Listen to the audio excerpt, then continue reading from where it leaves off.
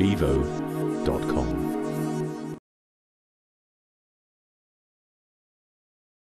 Daniel, there's so much negative news at the moment around sort of the recession, and maybe it's not even a normal recession, it's more likely to be a depression, and even it's the end of capitalism and Armageddon's going to follow. So how important is it for leaders under the crisis that we're in at the moment to remain calm and focused and positive?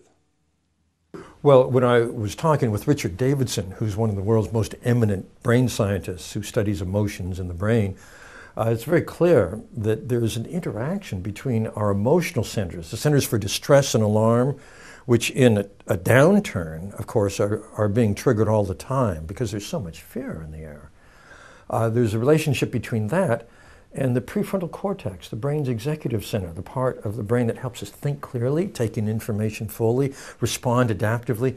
The more alarm the brain is experiencing, the more distressing emotions, the more crippled the executive center becomes. So that means that in a climate where there's fear in the air, when there's fear in the company, it's very important for leaders to be able to be calm themselves, to manage their own anxiety, and then to communicate that and express that to the people that they depend on for the success of the operation. In other words, leaders get results through people. And one of the leaders' tasks at a primal level is to help their people be in the best emotional state and brain state so they can work at their best.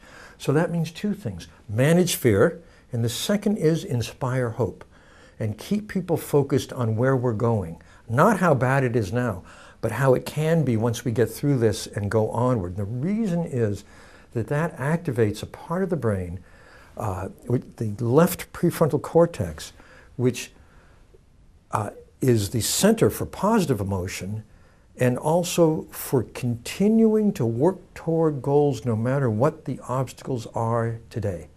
So there may be a lot of things that aren't working out right now for an individual, for a company, but if we can keep our minds on that goal, what that does is activate a center that gives us a visceral sense of how good it's going to feel when we get there.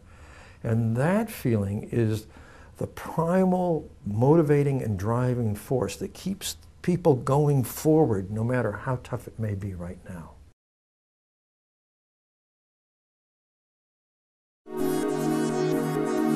bevo.com